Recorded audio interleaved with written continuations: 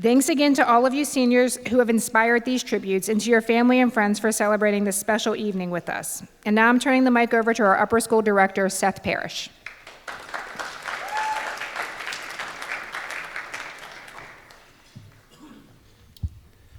I just get the privilege of starting this program and opening us in prayer. So if you would take a moment and just bow with me, and we will move into this celebration.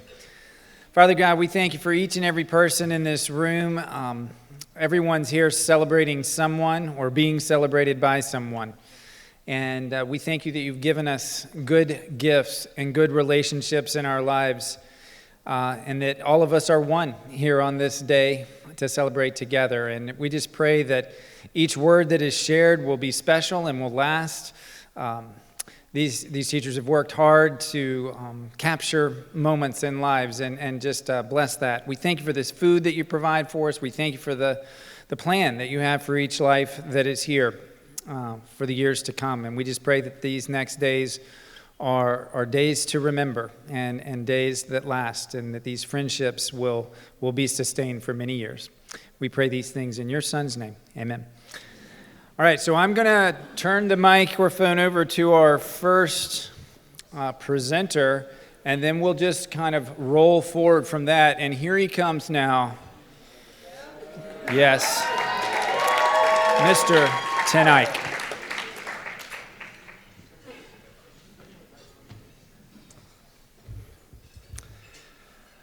I want you all to imagine a bicycle wrapped under a Christmas tree. Without a box, the paper is just wrapped over the frame and the tires. Not too difficult to guess what this one is. But then on Christmas morning, when the package is opened, it's revealed that cleverly soup cans and cardboard tubes have been used to make the look of a bicycle, but in fact have hid the present within. This is how I have perceived Solano Barbado. When I first came to Trinity 3 years ago, I stereotyped him as a tall, loud, jock-like teenage boy. But I was wrong, and it turns out that he is an extremely humble, godly, passionate, and gifted young man. Solano, your endeavors and achievements and accolades have been mentioned several times over the last week, and rightly so. You've earned praise on the field and on the courts. You've demonstrated excellence in the classroom. You have led with honor and integrity on SALT. You've served graciously in student government. You've helped expand the school internally with your leadership in civil discourse and externally on the steering committee. These are all extremely impressive. But to me, they do not showcase what I see as your highest accomplishment, nor what I most admire about you. For those who don't know, my oldest son attends Trinity, and the first thing he says to me each day when we get into the car is some encounter he's had with Solano that day. Maybe he just saw him through a window. Maybe Solano had the chance to say hi to him. Maybe he could run up to him and fist bump him. No matter what, my son is excited to tell me what encounter he had with this fine young man. Solano, the thing that is most precious to me, utterly adores and idolizes you. And someone maybe would be jealous by that or hurt, but I'm not. Rather, I am joyful, and I'm willing to encourage him to look to you, because I think of 1 Corinthians 11:1, where Paul says to the people to imitate him in so much as he has imitated Christ. And so I am joyful and I'm happy to point others toward you, including my sons, to say that this man has walked well with Christ. Solano, it is an honor knowing you. It's been a privilege serving as your advisor. I love you, brother. Congratulations and good luck.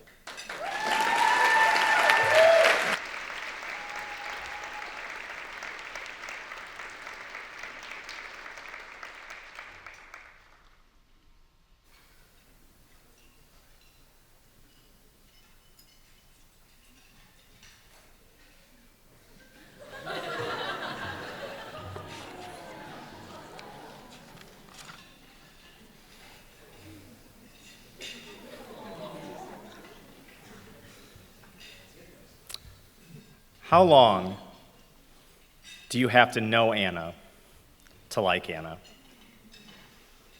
I think if you first met her as I just started speaking, by the time I finish, you would be as enamored with her as the rest of us are. Anna, I've had the privilege to coach you in shot put and discus for the last 2 years. In that venture, you've been your own biggest enemy and your own biggest encouragement.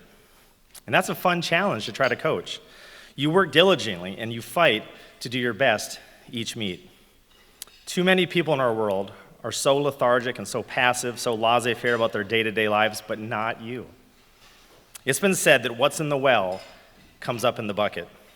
And what is coming out of you constantly is passion and drive and determination and grit, goofiness and humor and joy, happiness and hope. You have this beautiful and wonderful soul that just sees fun and laughter and enjoyment as normal. I've loved having you lead us in worship on Thursdays. Your voice is wonderful.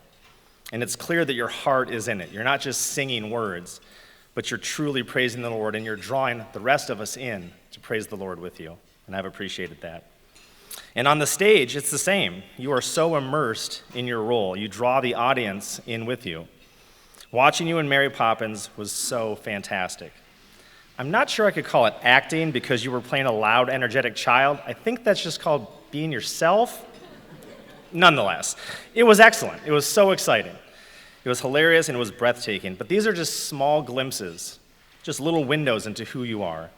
You're this person who's full of joy, full of praise, and full of enthusiasm. I am, and we are, so thankful that you transitioned to Trinity. Anna, it was a privilege and an honor to be able to coach you, to watch you, to know you. God bless. I love you. Congratulations.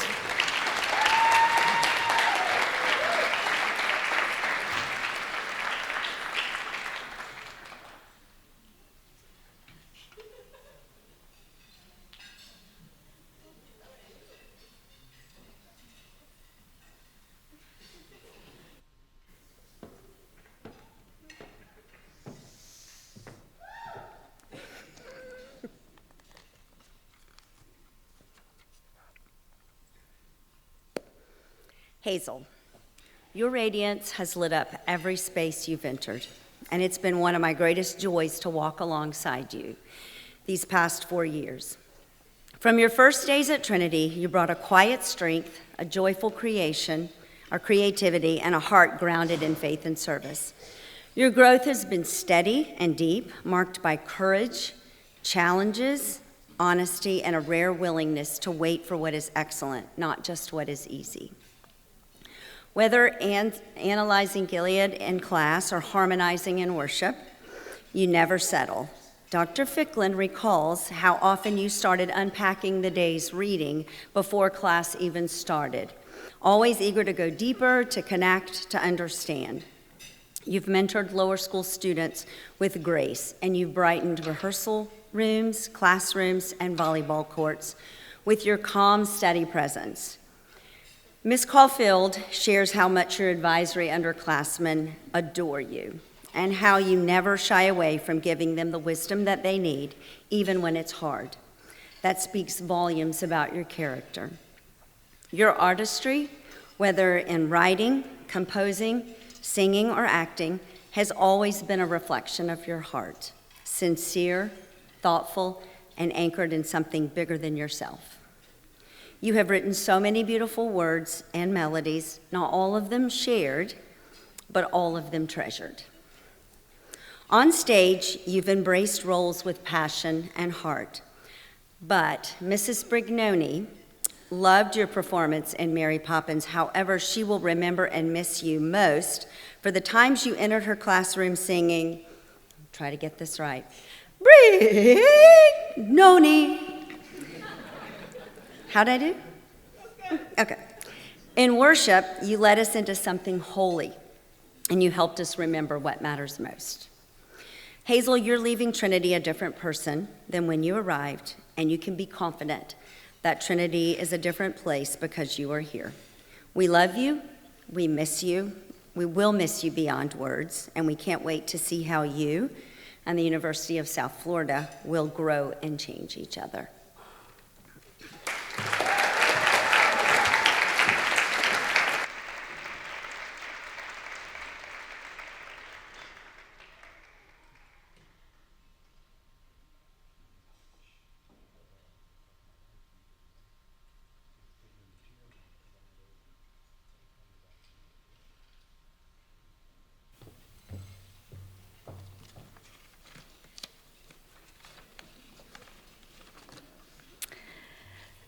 During your time at Trinity, Matt, you get my grovelly, sick voice, so yeah, you're welcome.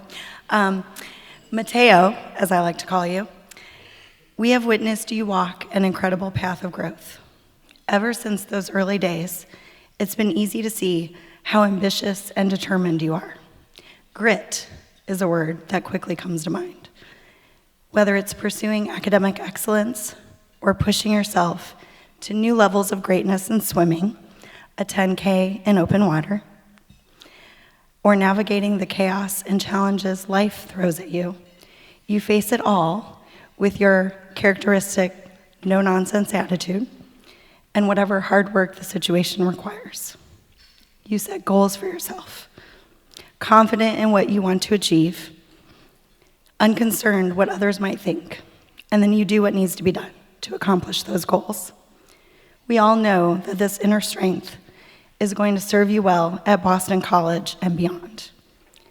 And lately, I've seen a new kind of self-confidence in you. I see a person comfortable enough in his own skin to be open and honest with others, even vulnerable. I see someone courageous enough to open himself up to the world around him and to let people in, even if it feels a little scary. I see someone who has taken that inner strength and discipline and has turned it outwards, encouraging younger teammates as a leader on the swim team, and serving and teaching those with disabilities through the Special Olympics. Matt, as you move on from Trinity, continue on this path of opening yourself up to the opportunities God has for you, welcoming others to join you on your journey, and using your incredible gifts and that core inner strength to bless others. We are so proud of you and grateful for the years you've been at Trinity.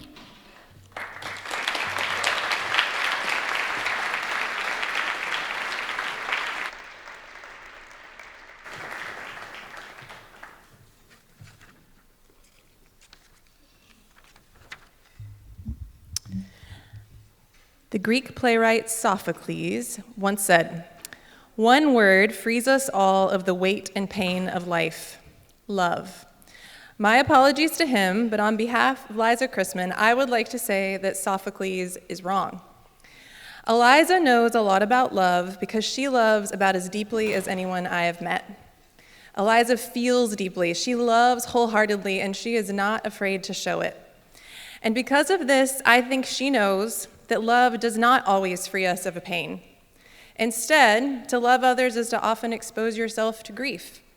Whereas many are tempted to shield themselves and hold their feelings close, Eliza is vulnerable and real so that others can see what it looks like to faithfully see the world, with all of its beauty and all of its trouble, to live in the tension of life that is a gift, but sometimes a hard one. This way of seeing the world makes Eliza an excellent artist, an intuitive reader, and a fine poet. She is resilient and honest and creative, and she has courage beyond her years. Eliza, you devote yourself to the people around you, and you love hard. So let me leave you with this encouragement from another ancient text. "For the mountains may depart and the hills be removed, but my steadfast love shall not depart from you, says the Lord, who has compassion on you." May you be reminded and blessed by God's love for you every day, and may it be a shield and a fortress to you as you leave this place.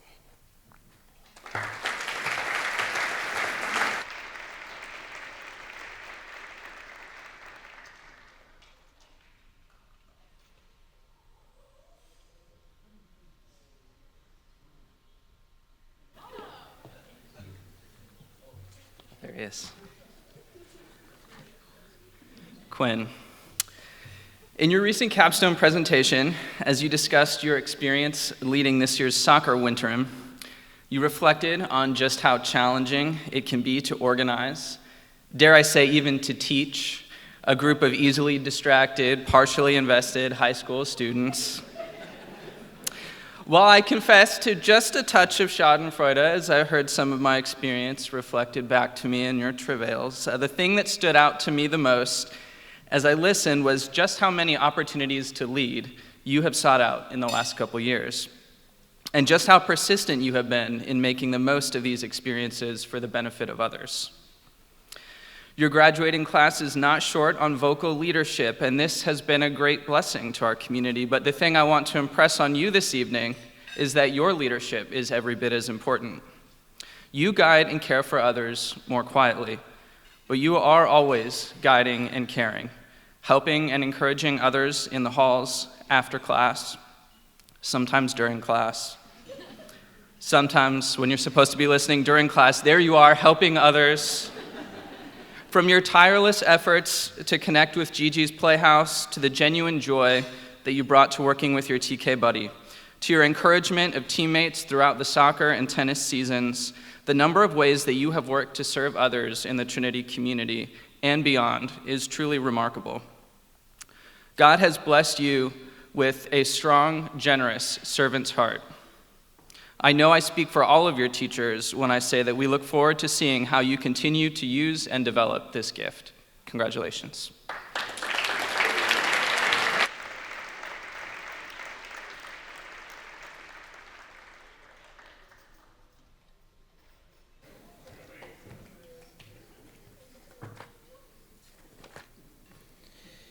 Caleb, there you are. You possess a rare blend of mechanical precision and boundless imagination, reminiscent of great historical engineers. Man, I take out the glasses, I can barely read it.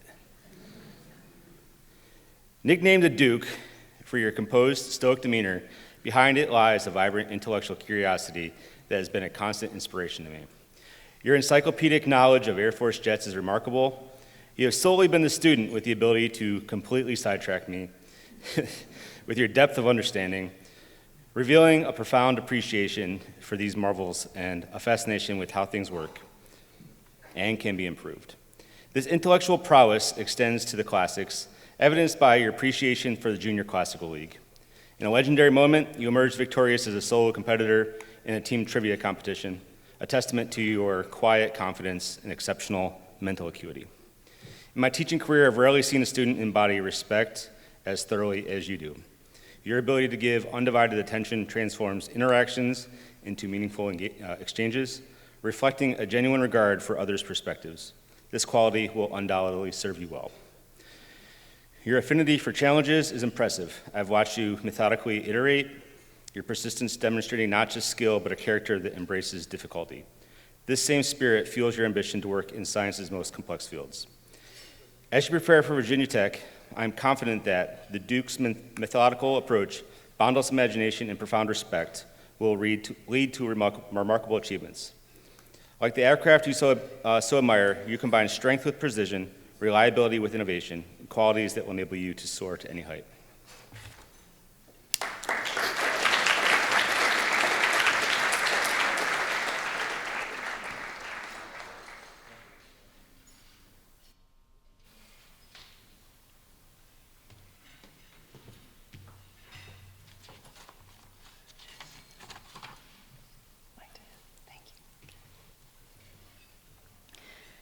Courage is the most important of virtues, because without it, no other virtue can be practiced consistently.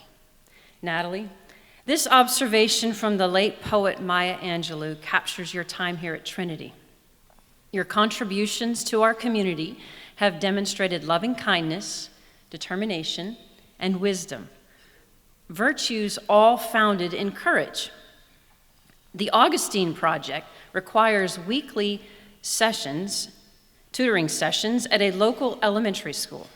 Recently, I witnessed your excitement when you returned from a session with a struggling student. For this student, on that day, something clicked, and you were celebrating with him. A joyful celebration is evidence of a task fueled by genuine loving kindness, not duty and obligation. As part of your capstone last summer began with you knocking on apartment doors, offering your services as an English tutor for refugee children. You tutored throughout the summer and likely accumulated enough hours to complete your capstone work. However, you continued through the fall, encouraging more volunteers to join the effort. And then, in the spring, You took over the organizing effort, bolstered the refugee family support by including a clothing and supplies drive, all while continuing to tutor. What determination! In advisory, when prompted to speak a word of wisdom to underclassmen, you are ready with pithy advice. The greatest insight came from your capstone reflection. When serving others, start with a relationship first, and then find out their needs. This is wisdom beyond your age.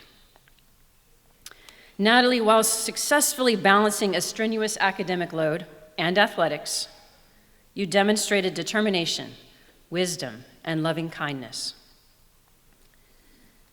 By seeking opportunities to serve others, these opportunities only possible because you were courageous enough to venture beyond the familiar. You have been salt and light at Trinity. May the Lord continue to bless your journey at Auburn.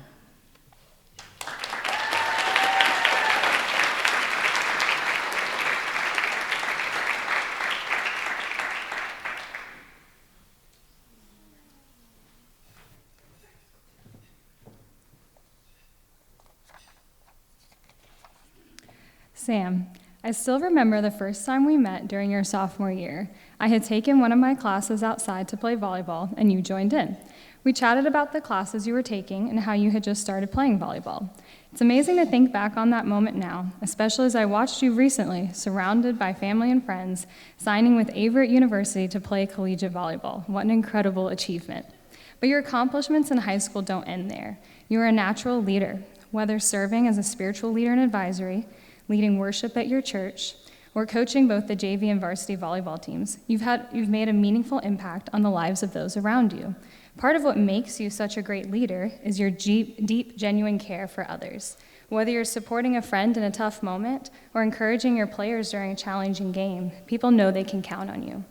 What stands out most, though, is your authentic joy. You consistently have a positive attitude and a smile on your face. This joy is especially remarkable considering how much adversity you have faced at such a young age. What a testament to the presence of Jesus Christ in your life. I'm reminded of Romans 15:13. May the God of hope fill you with all joy and peace as you trust in him, so that you may overflow with hope by the power of the Holy Spirit. You have truly been a light on our campus, joyfully pointing others to Christ. Sam, we will really miss you here at Trinity, but I am so excited to see all the incredible ways God will continue to use you at Averett and beyond.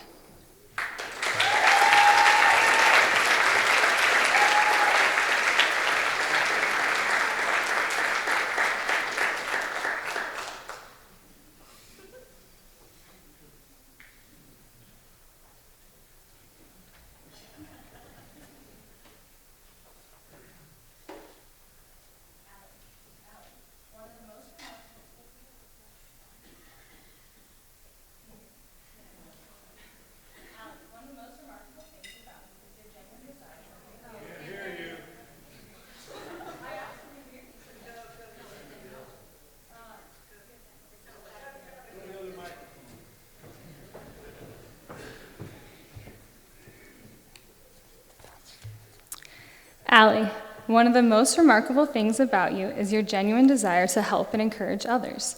Your kindness and compassion reflect the love of Christ to everyone around you. I've seen this in the classroom, in the hallways, on the volleyball court, and especially in your work with children. Whether tutoring at your local community center or through Augustine class, working as a camp counselor, helping with Trinity's aftercare program, or volunteering at events like Run for MCA and Get Active, you leave a lasting impression on everyone you meet. Another standout quality is your resilience. After sustaining a concussion at the beginning of senior year, you showed incredible perseverance, not just catching up on schoolwork, but using the experience to grow and educate others about concussion awareness. Even more importantly, you leaned on your faith during this difficult time. It's been encouraging to see how you grew spiritually and used your experience to point others to Christ. I especially appreciated the opportunity to be part of the breakout group you led with Lily Grace, where you guided us through Romans and shared how God gives strength and weakness and uses hardships for our good and his glory. You truly live out your faith with grace and strength, and it's been a joy to witness your journey. I want to close with Romans 5:2-4, which you so beautifully wrote on bookmarks for our breakout group. And we boast in the hope of the glory of God. Not only so, but we also glory in our sufferings, because we know that suffering produces perseverance, perseverance character, and character hope. Allie, you will be greatly missed at Trinity, but I'm confident you'll continue to share the hope of Christ and make a difference in the lives of others at UNCW.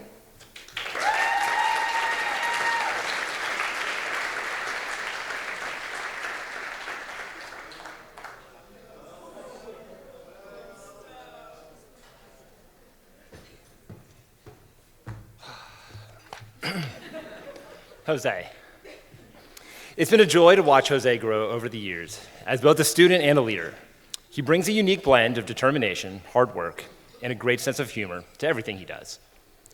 Jose is brilliant, but I think he often underestimates himself. After the first day of Calc 1 and 2, he tried to drop my class. Eventually, I was able to convince him to stay, and he didn't just survive the class, he thrived, so much so that he was the only student to get a perfect score on the final test of the year. It really speaks to his strong work ethic, determination, and when he puts his mind to something, he succeeds. Well, sometimes Jose is a goofball. When he thinks something is funny, he can't help light up with a grin.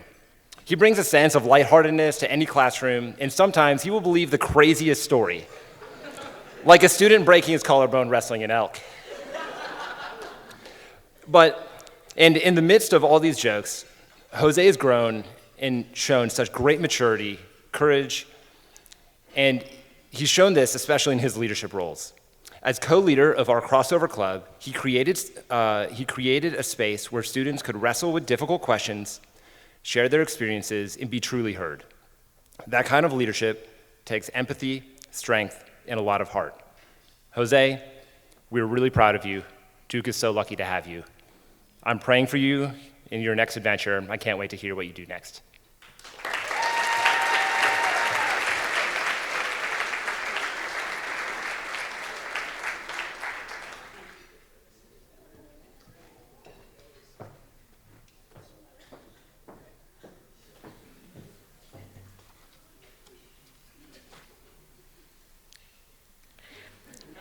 Abigail, in your reflection on your Great Questions project about what makes a good life, you wrote that you chose a C.S. Lewis-styled short story because of all of the layers and meaning that are hidden within.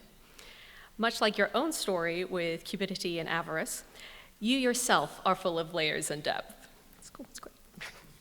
When first getting to know you, we see a delightful person, agreeable, dignified, quiet. Looking beneath that layer, that quietness encapsulates a profound depth of thought.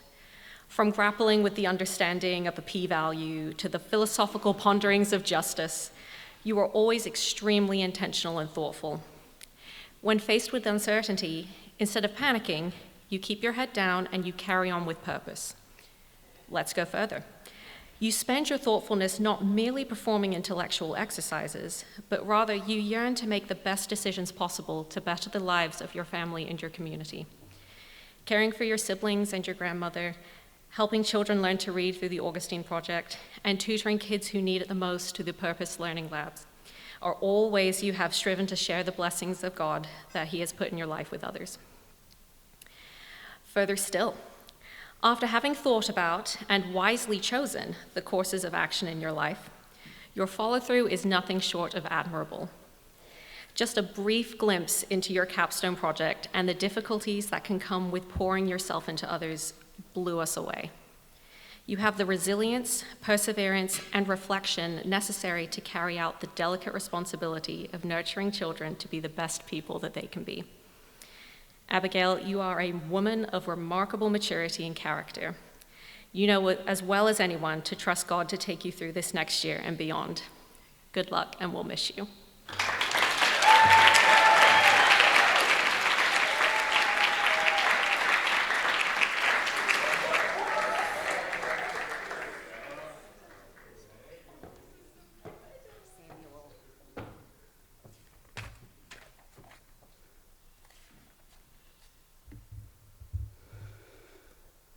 How many lows could Rob Lowe rob if Rob Lowe could rob lows? Silly goose on the loose. These words can only remind you of one person. Sam is the rare individual who is completely, unapologetically himself, whether belting show tunes in the hallway or becoming a different person on stage. Sam's gift isn't just performance, it's presence. He shows up fully, boldly, and with heart. Sam, you've infused our Trinity community with your quick wit and your sharp humor. Striking a balance between work and play, you make us laugh and think. Sam is a gifted writer, someone who writes because he needs to. Mr. Hunt calls your writing thoughtful, reflective, and deeply personal. You remind us to delight and live more meaningfully in the moment. You've also led with strength and sincerity on the baseball field, in student ambassadors, in upper school worship, and even the middle school musical. You don't just show up, you invest. You care. Mrs. Winters does recall that you tracked your hosted students to see who actually enrolled, and rumor has it that you batted 1,000 your freshman year, and that Moneyball would be proud. One classmate called you the go-to friend for both a listening ear and a well-timed joke. A perfect description. You, Sam Hayes, are the real deal. A serious goose when it counts. We will remember your clever shirts and your perfectly delivered punchlines, but you've also left us with courage, character, and unwavering authenticity. As you go, know this. Watching you develop into the young man God created you to be has been a gift to us all. Your confidence doesn't just light up a room, it makes space for others to shine. So Sam, please keep watching baseball, keep making people laugh, keep writing, keep leading, keep listening, and keep growing. Keep being you, because the world needs more of exactly that.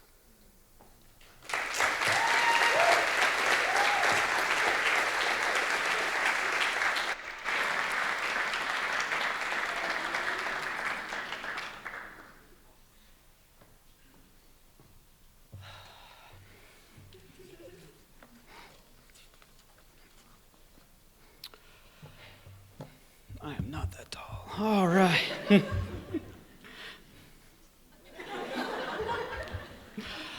I don't remember much from my first year at Trinity 4 years ago. Oh, I'm going to tear up already. All right. Ugh. Really, they've all been a bit of a blur, but I distinctly recall one Zoom meeting with a rising freshman. As we navigated her questions and fears about upper school Latin, I remember being amazed at how actively this 13, 14-year-old, Mads, as she asked me to call her, took charge of her own education.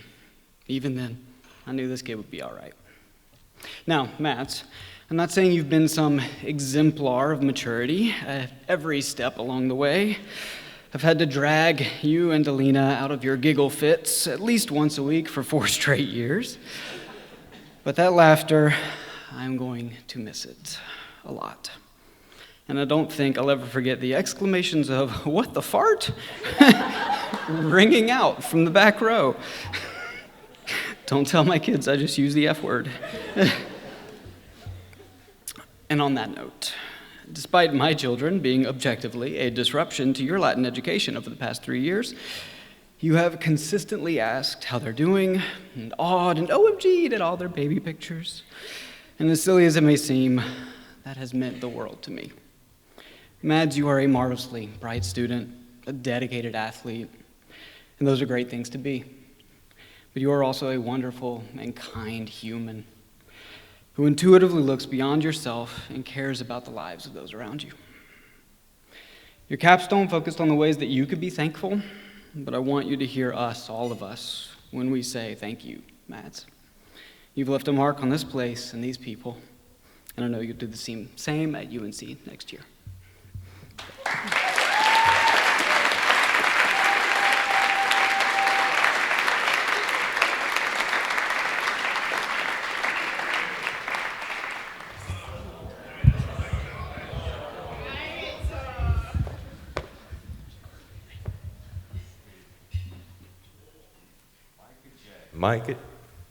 Micah J.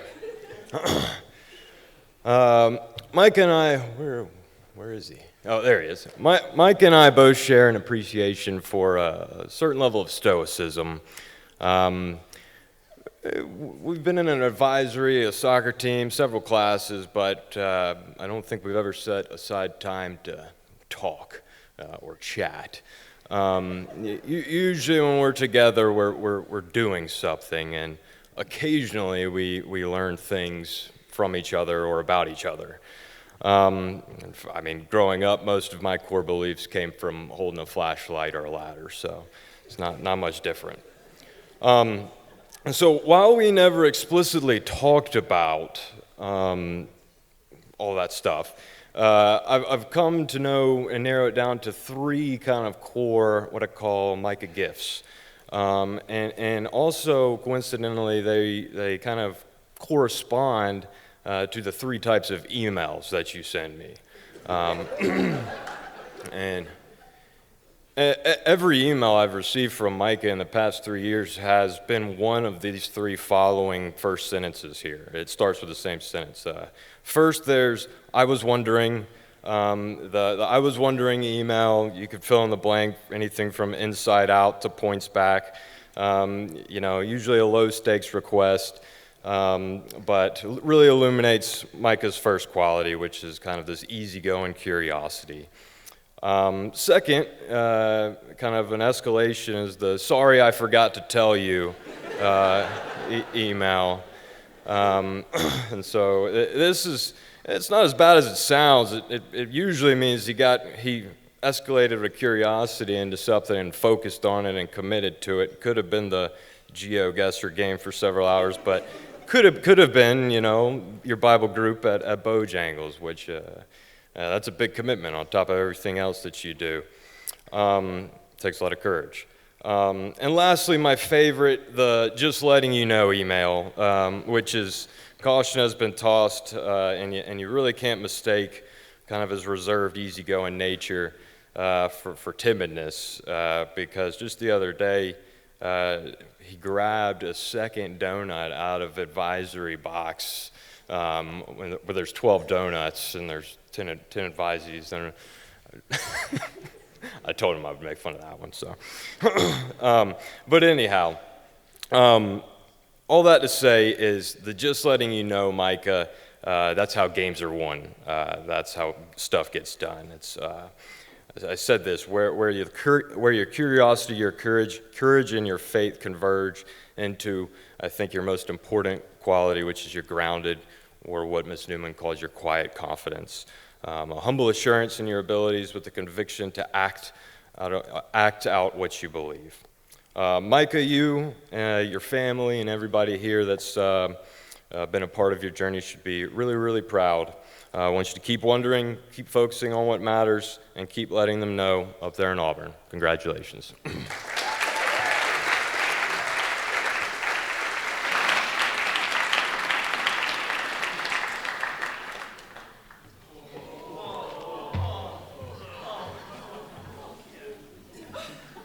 I don't know what that means.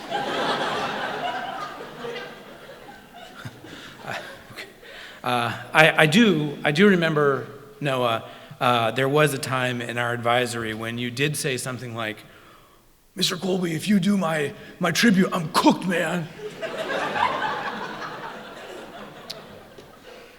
And here we are. The very first lines of the Tao Te Ching say, the Tao that can be told is not the eternal Tao. Or another translation puts it, the Tao that can be named is not the true Tao. Noah Kim, there's a lot in those 7 letters. At school, many people may know you as a basketball player, a musician, an honors student. In advisory, we know you as a food planner, a hibachi enthusiast, former DA student. I did consider bringing up a piece of meat and flicking it to you, but I didn't. To many of the 4th and 5th graders that you coached this year, you are a giant, an adult, an example. To others in your class, you've been an academic support, a co-conspirator, and a friend. To some here tonight, you're an older brother. To two here, you're a beloved son. In your capstone with Jose, you spoke about your family, your history, your identity, your desire to bring people together, especially those who feel like they may not belong. You have done a lot, and you are a lot, but of all the things that you do, and of all the roles that you fill, and of all the heritage that you carry, there is something about you that is uniquely and solely Noah. It's the Tao of Noah. It's the Noah that cannot be told. That is the eternal Noah. Still, if there's one glimpse into the unnameable you, I think it would be your smile, your laughter. There's a quality in your joy that hints of a wellspring within you that cannot be told, and yet from which all the rest of you flows. And that, I think, is the Tao of Noah Kim. It cannot be named, only witnessed with joy.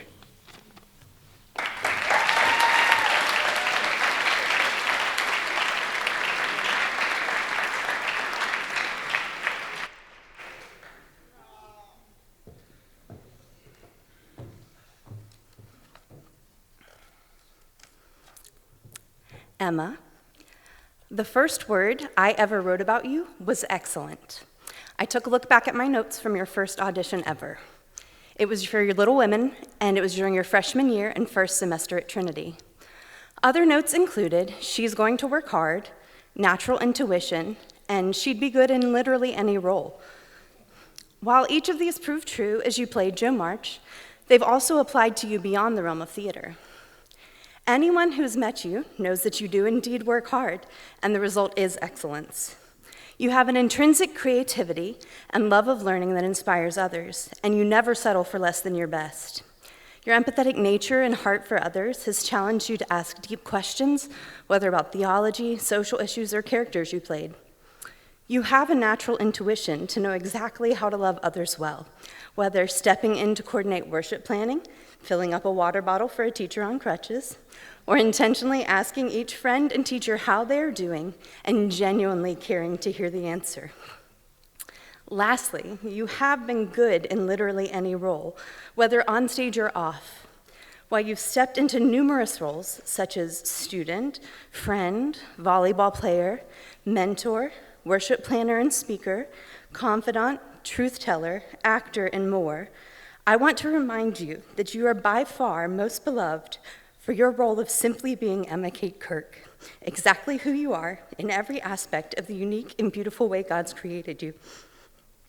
You are so very loved and will be deeply missed here at Trinity. However, UNC Charlotte is incredibly lucky to have you, and I can't wait to see what roles God has in store for your future.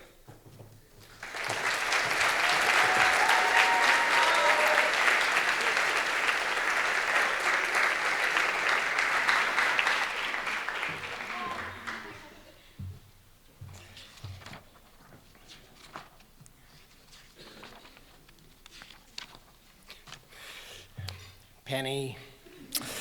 When I think of Penny, I just imagine your smile, and that smile just spreading throughout the hallways. It's hard not to smile when we see you. No matter how hectic the hallway gets, Penny always has a smile and kind words to share with people. Unlike many people in this fast-paced world, when Penny asks, "How are you doing?" then you actually stop and listen, and you care. This is a rare gift that just making people feeling known and loved and seen. And it's something that the world needs more of. One quality consistently comes up when people talk about you is your work ethic. And when I asked your teachers, and in my class as well, then you don't shy away from challenges. When other people are grumbling and complaining, then you just put your head down and you do the work and you get it done. And that's something that is something that is just encapsulated in the word grit. And that's something that leaders around the world have had in the past, and something that you encapsulate as well. As an ambassador at Trinity, you warmly welcomed people into the school, instantly making them feel at home. You're the kind of friend that everyone wants, loyal, encouraging, and fun. Whether you're going through a tough time or heading out on an adventure, Penny's the person that you want by your side. When my 8th grade daughter mentioned to me that there was a high school transition class, and I asked who was leading it, she said Penny. Without hesitation, I encouraged her to join. Penny's exactly the kind of person I hope my daughter spends time with.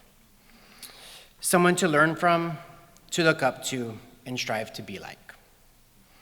Penny, thank you for your kindness, your effort, and your heart. You've made a quiet but lasting impact on all of us, and we're better for having known you. I have no doubt that you will touch many more lives as the lives you have touched here.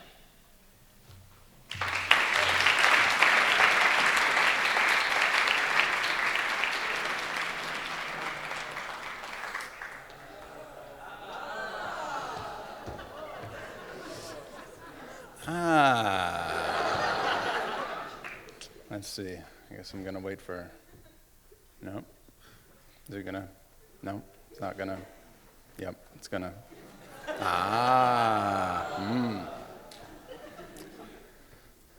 Jack Larson sometimes climbs trees. I saw him up there during worship breakout groups, and I had to wonder if this figure perched in the branches, was he more like the tree? Or was he more like a bird preparing to take flight? On the one hand, Jack, your roots go deep.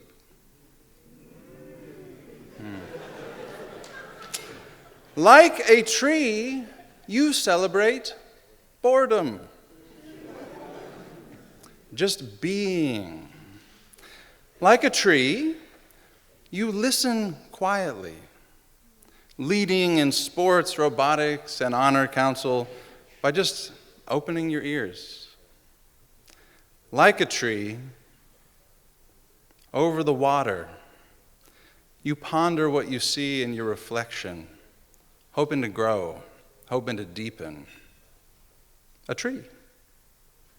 But, on the other hand, what of the bird? What of the bird?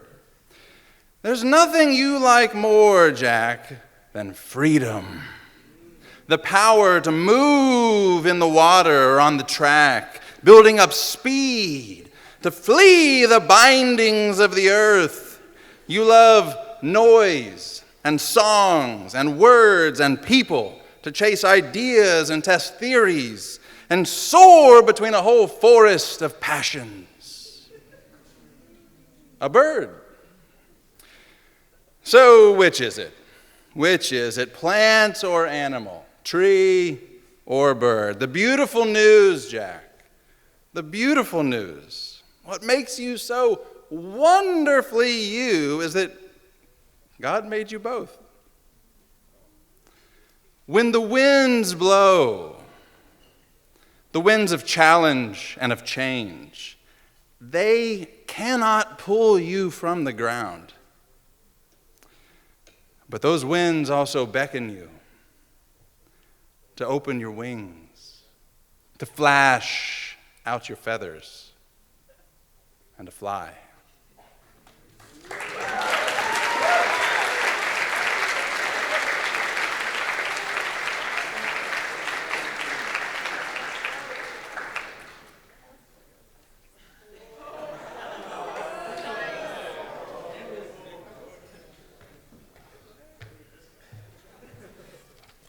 Supposed to go to that side, but Ward's over here, so.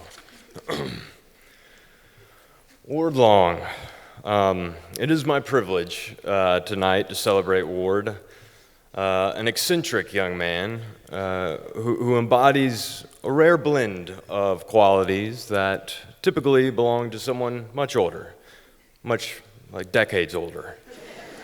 Within a week or so of being around Ward, I was struck by the breadth of random things he knew about. The guy knows at least a little bit about everything, but not in an annoying way. I compared it to my retired Uncle Grady, who works part-time at the produce section in Harris Teeter, just having conversations with people coming and going, horticulture to economics, all the stuff. And so very few classes or training sessions went by where I didn't walk away with some little nugget of wisdom. He also has a brash honesty, usually reserved for people, again, well past his age and the point of caring anymore. Ward's going to tell you the truth. I imagine a seasoned Alaskan crab fisherman walking the halls of Trinity, barking at freshmen to walk correctly in the hallways. There you have it. Even the soccer team, we had to explain, say, Ward, you're not wrong. We got to ease into it here. However, for the same reason we love our grandparents and our grandfriends, I would always want Ward on my team, in the classroom or on a campus. There's something about people who always speak their mind, who've moved beyond the pretense and have more real interactions. Ward has that rare combination of hard-won wisdom and unvarnished truth, wrapped up in what I see as genuine empathy. He's not going to make you better by coddling you, empathy, but by believing you can handle the truth. That's the kind of authentic teammate everybody needs, because the world is full of pretense, and authenticity beats perfection every time. Congratulations, Ward.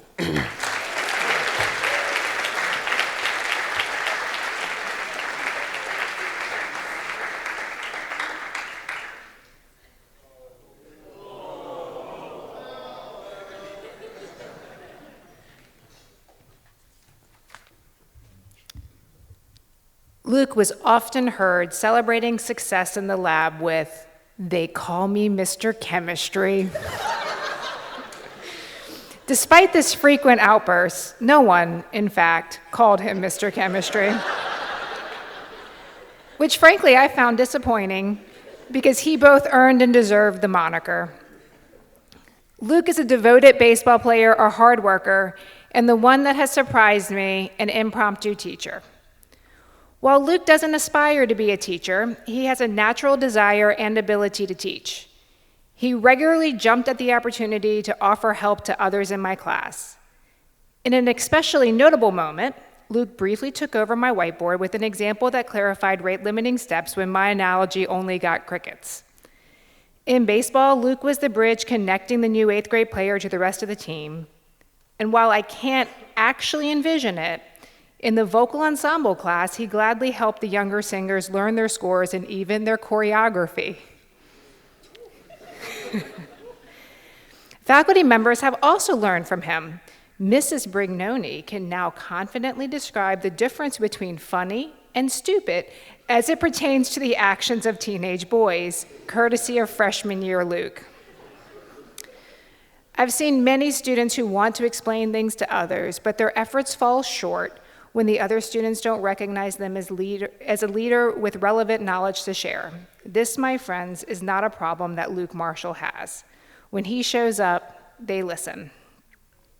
Luke, while I'd love to call you Mr. Chemistry, because that is so fantastically funny and appropriate, I'd rather call you a neighbor and a friend. Trinity is better for having had you here, and I look forward to running into you in Chatham.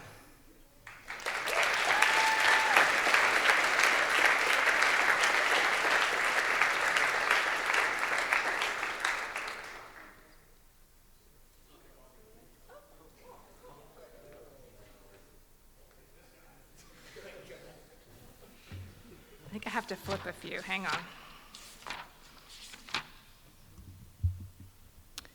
Where's Cole? Oh, you're over here. Okay. You may be surprised to know that I can learn a lot about people based on how chair stacking goes each week after worship and other events. They're lazy stackers, efficient stackers, aggressive stackers, and of course, competitive stackers.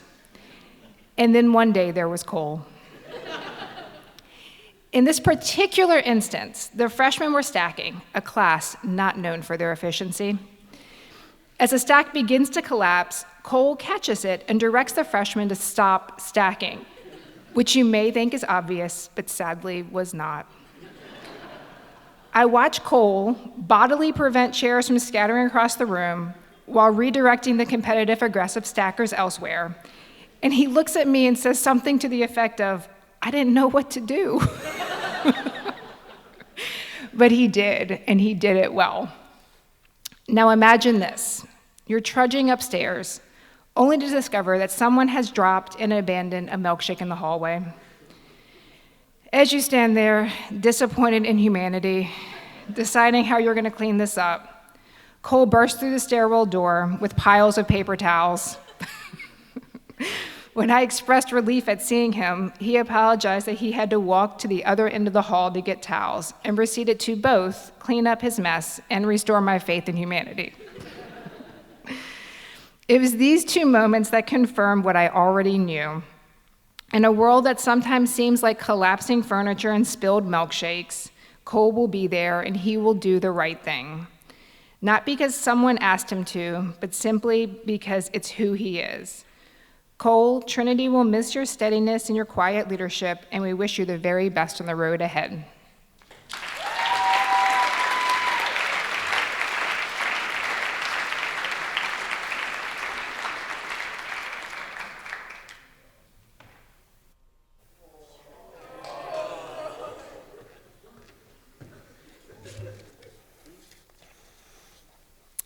I imagine many of us are familiar with the phrase, "a diamond in the rough."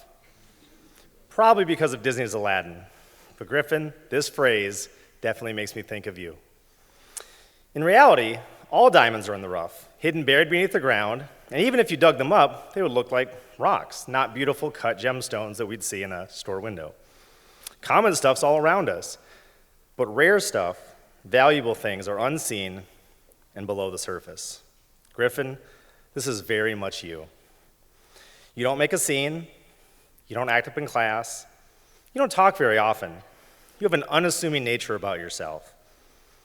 But if you've sat in a class when Griffin has shared, or if you've been in the room as he's performed on a stage, or if you'd been in the weight room training day after day, you've not seen this quiet, unassuming person, but this wonderfully gifted, exceptionally talented, and deeply joyful man. You've caught a glimpse of the diamond. It's inspiring to watch you in shot put get in the ring, trying to perform your best.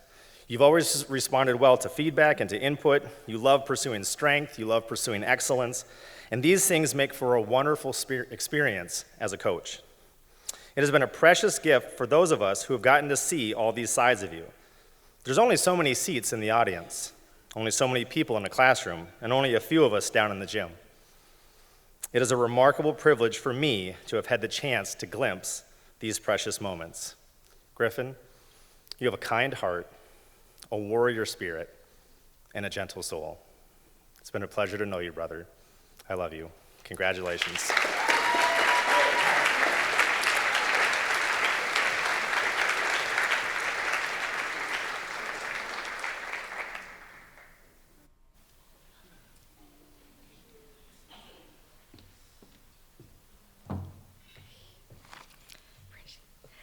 Ellie, you came into my advisory that first morning of 9th grade, soft-spoken and unsure, carrying a quiet worry about whether you'd ever find your footing at this place called Trinity. I remember our early conversations, honest, thoughtful, often heavy with doubt. You weren't sure if you belonged, and truthfully, you weren't yet sure how strong you really were. But over these last 4 years, you've grown in ways that would leave that 9th grade version of you stunned. The path hasn't always been smooth. There have been steep climbs, silent battles, and moments of real fear. But through it all, you've emerged with grace and a humble strength. You carry yourself with a calm steadiness, whether offering a warm hello in the hallway or lending your time and energy to meaningful work, you show up fully. Your commitment to the SECU family house, both during Winterim and your capstone, speaks volumes. Preparing meals, spending time with families, doing the small but essential things that bring comfort. These weren't just tasks. They were reflections of your generous and intuitive heart. Your time on the basketball team revealed another strength, an instinct for reading the emotional rhythm of those around you, and the courage to speak up when it mattered most. That thoughtful leadership helped guide teammates and coaches through the ups and downs. You've become a deeply respected member of this community, not because you've ever asked for attention, but because your peers and teachers see the real you, poised, compassionate, and remarkably resilient. Now you're here, smiling with friends, having faced your toughest classes head on, standing tall in moments that once might have made you shrink. I'm grateful to have seen this chapter of your life, and I cannot wait to see the next one.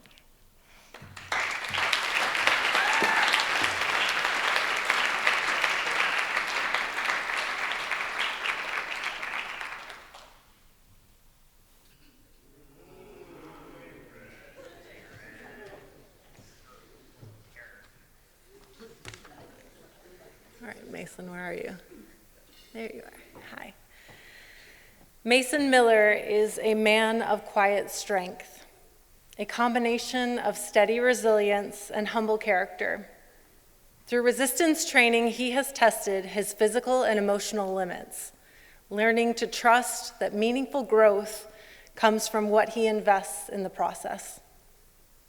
Mason isn't afraid of small muscle tears because he has faith in his ability to repair, rebuild, and create something bigger and better than before.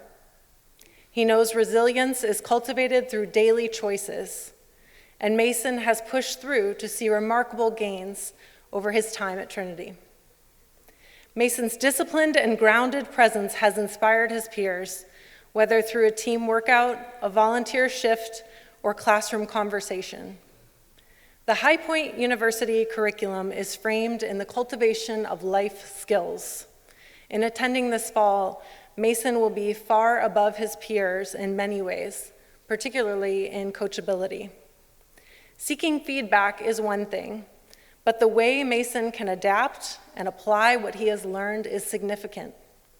Mason can reframe a setback as an opportunity. With a dependable kindness, Mason makes other people feel safe. Family and friends are close with him because of his intentional presence. He shows up. He stops to listen. He pauses to reflect. This growth mindset will serve him well in college and beyond. He's not just ready for what's next, he's built for it. Mason, I'm so proud of you, and I can't wait to see how you grow in this next chapter of your life. Congratulations.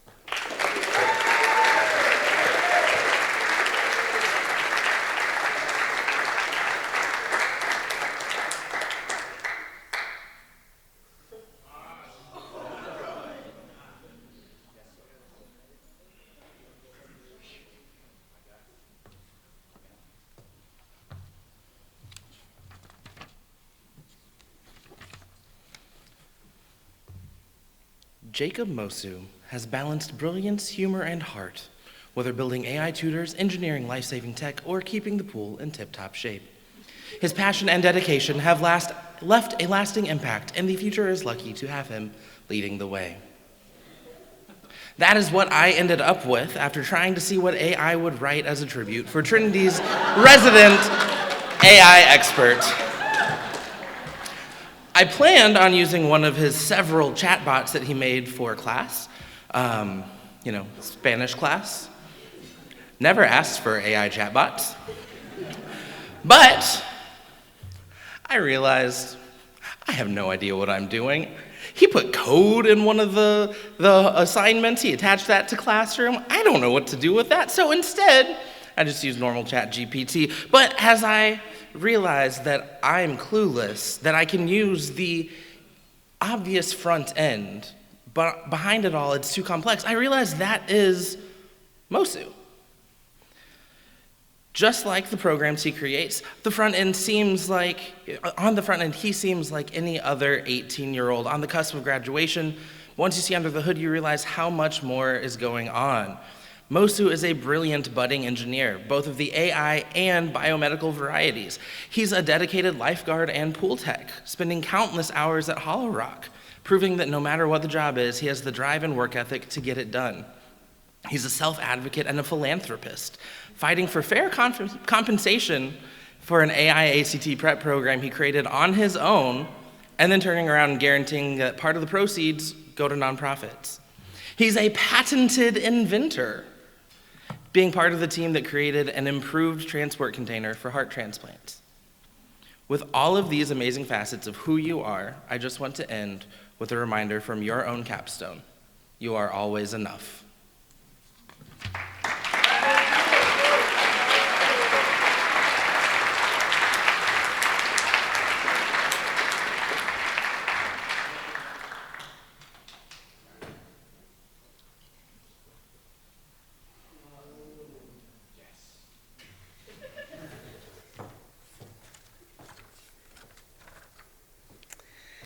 I'm not going to lie, Mrs. Kent, this is hard work.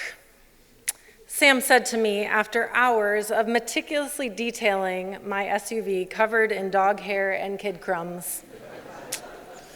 Mildly embarrassed, I invited Sam and Noah into my personal day-to-day life as a working mom. Turns out it's messy in more ways than one. But Sam was there for it, because that's who he is. Someone who shows up, isn't afraid of hard work, and stays with you when things get messy. I pray that every one of you has a friend like Sam in your life.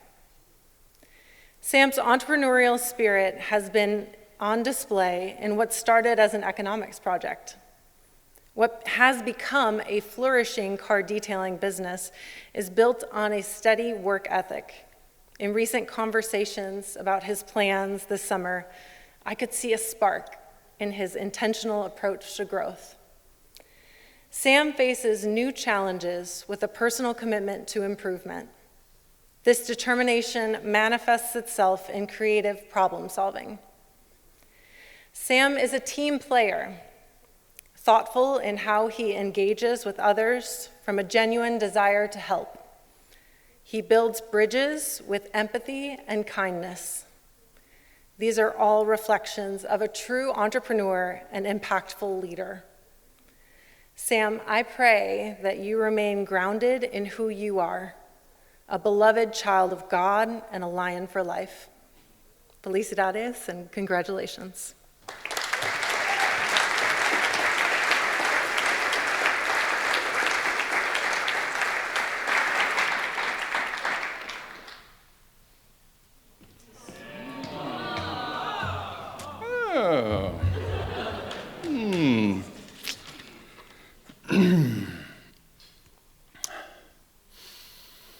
Walt Whitman once said, "I am large. I contain multitudes."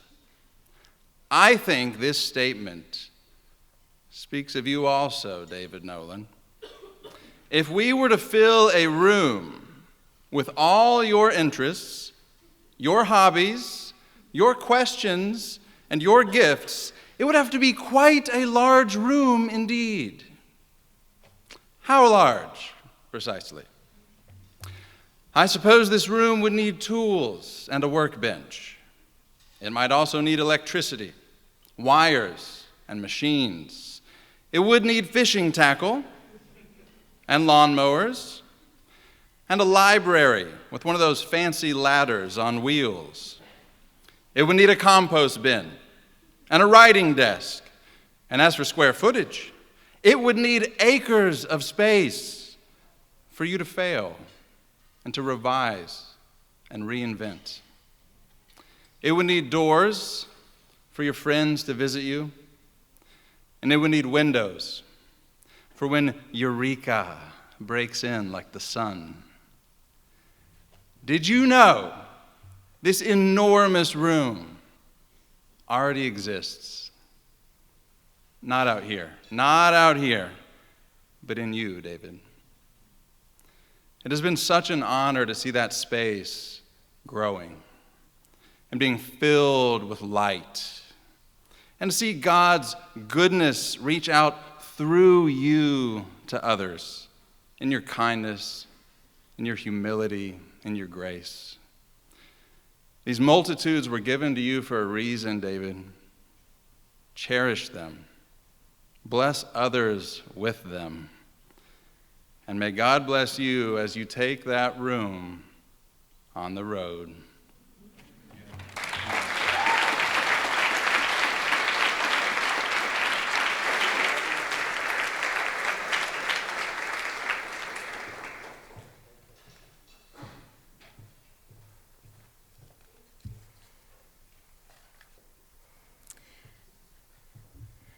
I'm honored to read this tribute on behalf of its author, Katie Krezel, one of our art teachers. Allie is one of those rare individuals who is creative, smart, fun, and an absolute pleasure to be around.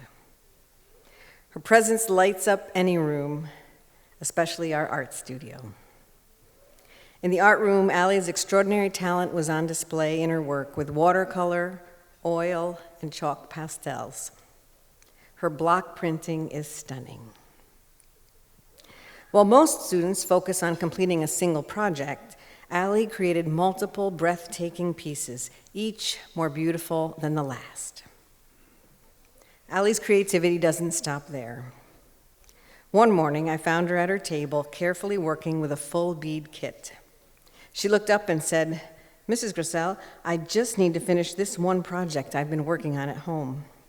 No matter where she is, Allie is always creating, always inspired. But she's not just an artist, she's an incredibly hard worker. My husband and I once visited her at the restaurant where she works. Her manager had nothing but praise for her dedication. And yes, she treated herself to a well-earned Dunkin' coffee during G Block now and then because she deserved it. Allie, as you go forward, keep loving the Lord and putting him first in your life. Dwell on these words to us from Proverbs chapter 3, where it says, "Trust in the Lord with all your heart, and lean not on your own understanding. In all your ways submit to him, and he will make your paths straight." May you continue to leave beauty in your wake in the days and years ahead.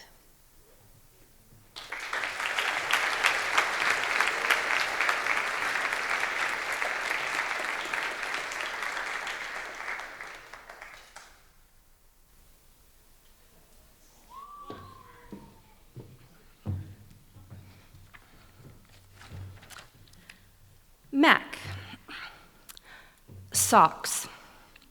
A pre-calc test. Water bottles. A script. A tennis racket. A half-eaten donut. Keys. And the infamous AirPods. This is an extremely abbreviated list of items Mac has left in my classroom over the past 4 years.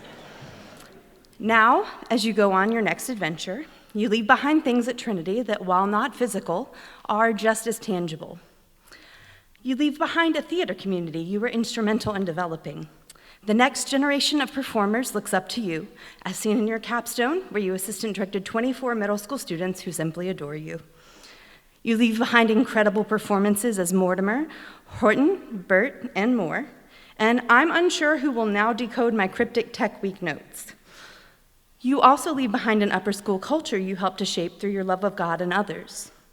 In 8th grade, we assigned you the virtue of magnanimity, meaning greatness of soul, a virtue you embody even more today than you did 4 years ago. You've boldly shared your faith by speaking in worship. You intentionally seek out, befriend, and go to bat for those on the fringes. Friends come to you for advice, a listening ear, or just a hug when they're having a bad day, certain you'll be there for them. The true legacy you leave behind at Trinity is the joy of having known and loved you, and also how we have all been known and loved by you. Even if I am only your third favorite teacher, if you know, you know. We love you very much and will miss you greatly, but I cannot wait to see what legacies you leave behind as you continue to follow God's path for you.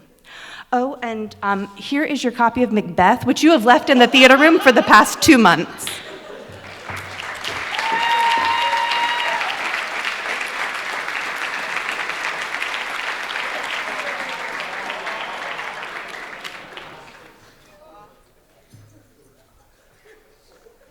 That's right there. Cook, did I hear? Is that what I heard?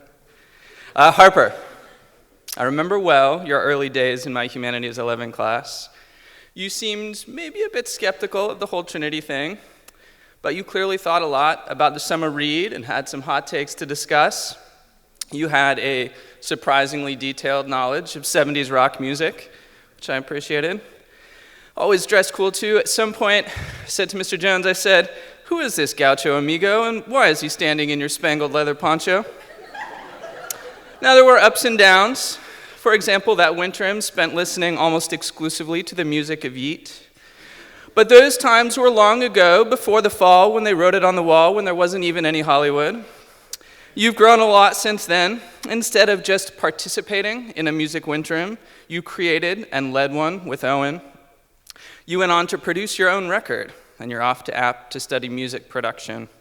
It's been amazing to see you grow into and take ownership of this passion of yours. Now, any major dude with half a heart will surely tell you that the music business is tough, but you are deeply committed to the things you care about and blessed with a strong sense of ethics. Good taste like yours is simply not something that can be taught. Some people just absorb music passively, but you, my friend, you see it all in 3D like it's your favorite foreign movie.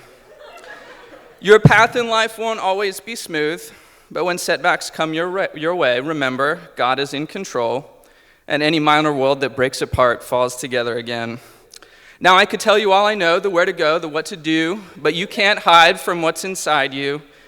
God has given you a unique appreciation for the true and the beautiful. In using those gifts to bring joy to others, you glorify Him. Congratulations, Harper. This tribute comes with a playlist. I'll share it with you later.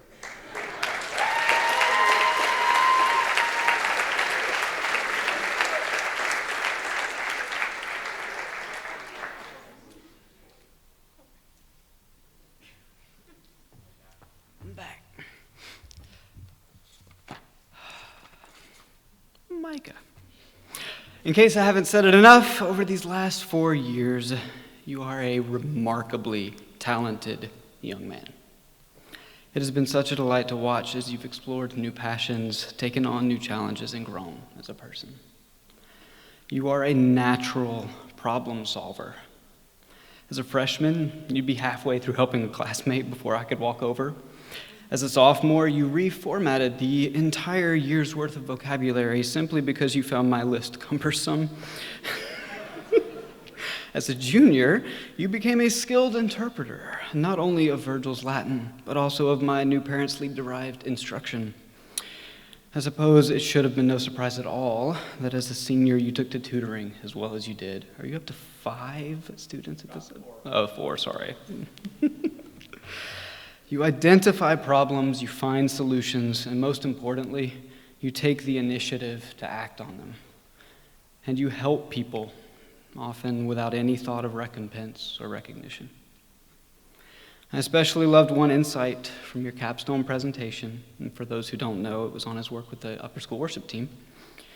I appreciated the intentionality with which you remained in the background so that the purpose of worship could be better achieved. I attended week after week like everyone else, and I genuinely had no idea that you were such an integral part of its organization.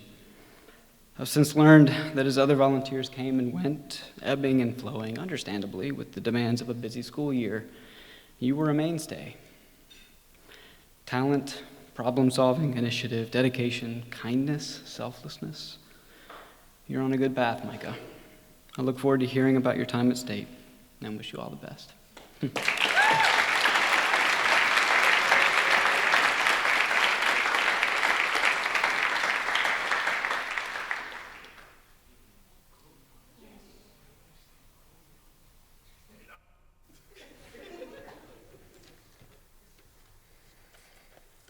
Zach.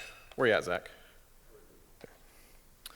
Zach, the big moment just seems to find you, doesn't it? On the baseball diamond this year, you had 4 outfield assists and a grand slam in a playoff game. Huge moments.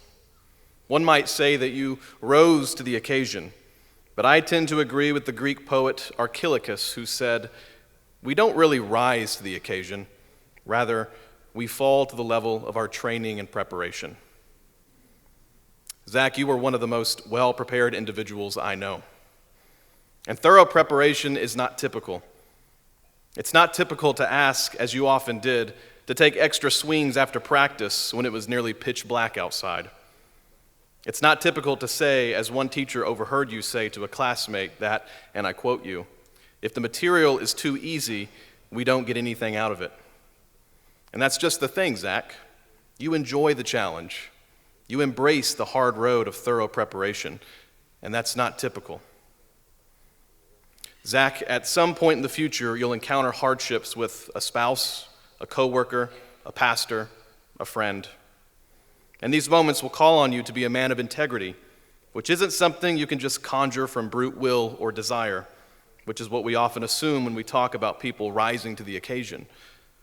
No, in these moments, you will perform at the level of your training and preparation, which is why I know that if it's in the cards, you're going to make a great husband, a great father, a wonderful coworker, a faithful parishioner, and a loyal friend. Because you understand that a life of virtue cannot be achieved without practicing virtue, which prepares you for those big moments where you already shine. Thank you, Zach, for not being typical. We'll miss you.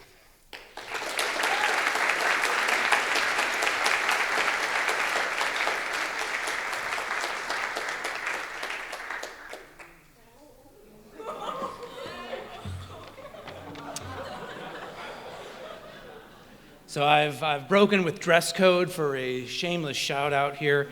Just, you know. All right. Where are you? There you are. It is Caleb. Okay. This hoodie was designed and marketed online as part of Caleb's capstone product. So when you see it out there on the streets and in the stores, you know, get it. You've seen it here first. Caleb, when I started at Trinity, you were in my first advisory. You often arrived first thing in the morning, not by choice, but because you're a teacher's kid. I was too. Back then, you didn't seem especially ambitious or driven. You enjoyed playing cards, although I think Hazel won more often than not. And you also enjoyed sparking conversations with the table topic cards. Since then, your teachers have consistently described you with 2 phrases. They say that you're a deep thinker and that you've displayed consistent growth. And these words belong together. Your curiosity and thoughtfulness has led you to ask a hard, I would say the honest question. How do I live well? Not how do I get what I want, and not how do I get others to give me what I want. But really at the heart of that question, how do I live well, is another one. It's really asking, how do I change? Your answer to that question has formed you. It has led you to push yourself without losing your sense of self, to work from a place of rest. And not just to work for yourself, but with others as you grow together. In your senior year, you were still early to school, but now it's because you've chosen discipline, getting up early to hit the gym with Willie at 5 in the morning. In that first advisory, we read from the Liturgy of the Ordinary by Tish Harrison Warren, and she writes, The crucible of our formation is in the monotony of our daily routines. We've had the privilege of watching 4 seemingly monotonous years become the crucible of your formation. And what a young man you've become. It's fitting that a hoodie would symbolize your formation. We wear hoodies in moments that feel monotonous, but are the moments that form us the most. Conversations around the house, going to the gym at 5 a.m, playing cards with friends. Well done, Caleb. We are proud of you.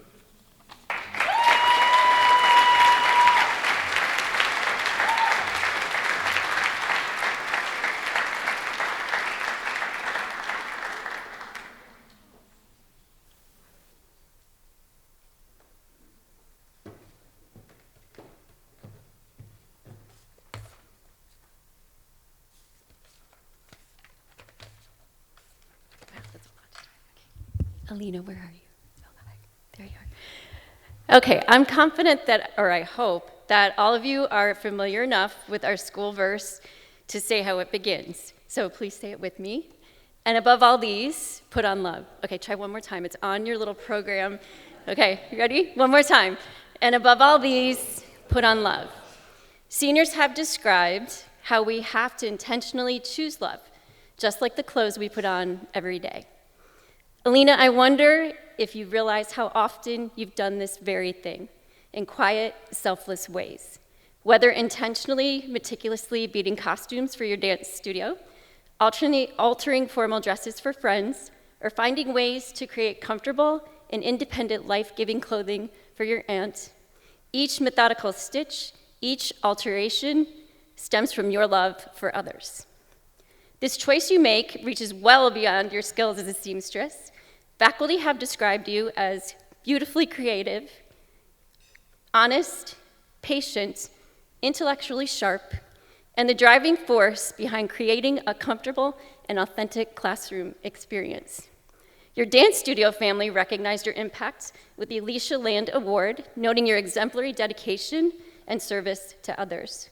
You've been a leader among student ambassadors by writing notes to freshmen, encouraging faculty, speaking at events, and helping lead meetings. If you weren't blessing us on stage with your graceful presence, you could constantly be found supporting the arts behind the scenes. You never hesitate to ask and reach out, how can I help? And you always graciously respond with an, I can do that. I wonder where this choice will take you next, furthering your passion for sewing, exploring coral reefs, or finding a way to remain involved with dance. There's no doubt that the communities you will join in the future, including UNC Wilmington, will benefit immensely from your humility, perseverance, and intentional choice to put on love every day. Godspeed, Alina, we love you.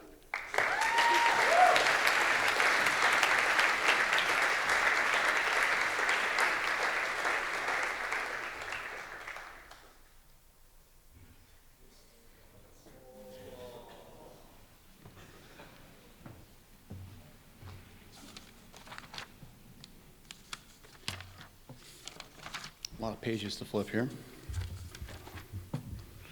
Claire, dearest. Ben Franklin, of course I would start with history. Ben Franklin argued that to be remembered, one should, quote, either write things worth reading or do things worth writing. You do both already. Who wrote the most enjoyable commentary on the Scarlet Letter I have ever read? That'd be you.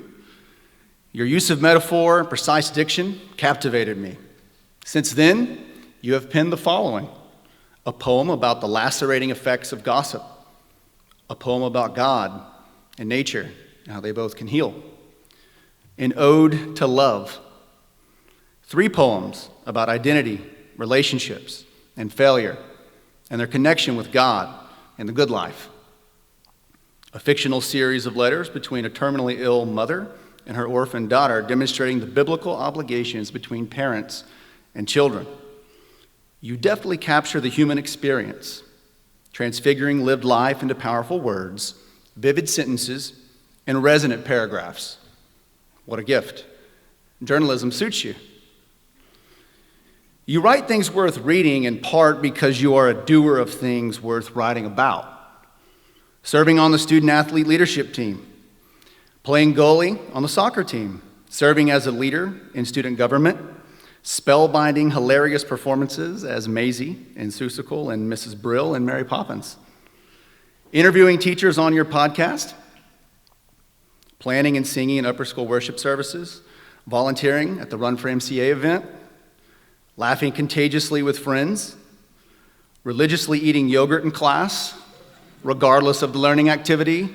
No, I don't have a spoon. Yes, you may get one from Miss Mazzio. Making Owen feel uncomfortable. No one's better. So many adventures lived, so many yet to come.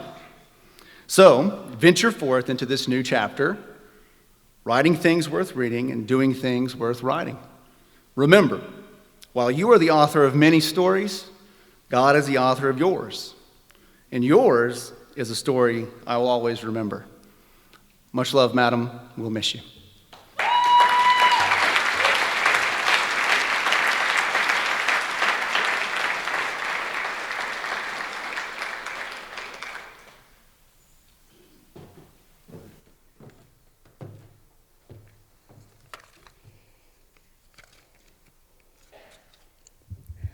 Lily.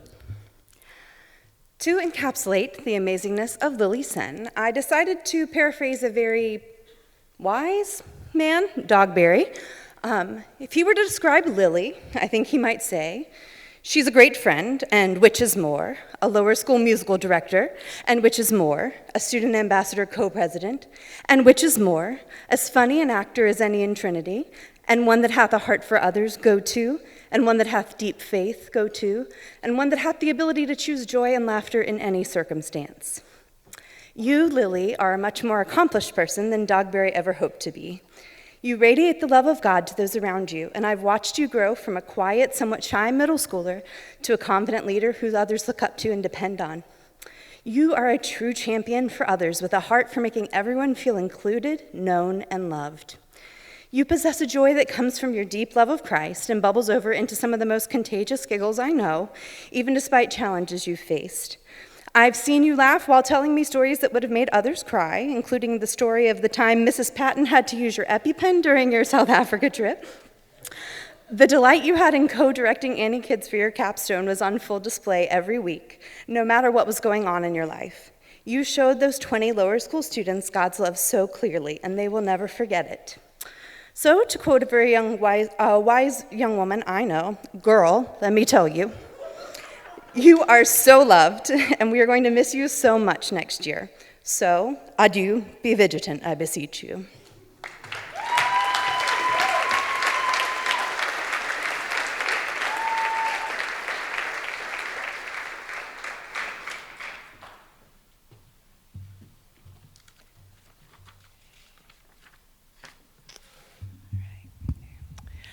When I stop to think of Sadie, my first gut image is simply color.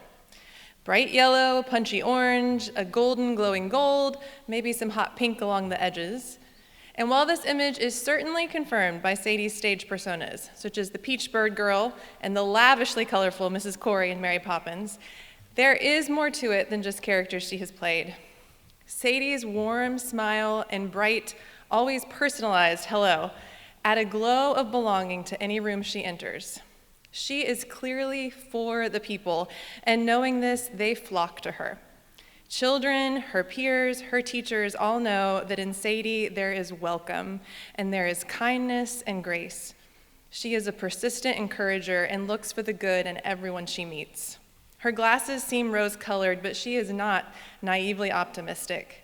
Instead, she is grounded in God's goodness. She acts out of a foundation of love and humility. She quietly leads, but the effect of her leadership is not quiet. It must be strong to shepherd 20 elementary school kids through a spectacular musical, a project where Sadie was just as happy to let her young protégés shine as herself. And her leadership must inspire the deepest respect to, as editor, steer this year's yearbook team to a national award for excellence. Sadie brings people together. whether in a classroom or on a stage, and she compels them to good work that is rooted in joy. Sadie, thank you for all the color you have added to Trinity these years, and God bless you as you continue to do it at Belmont next year.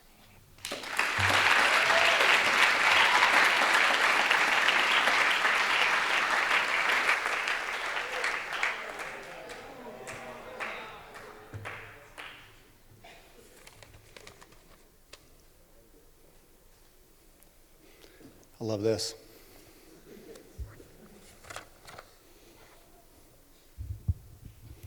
Wyatt joined Trinity as a junior, yet he developed friendships that seemed much older and richer.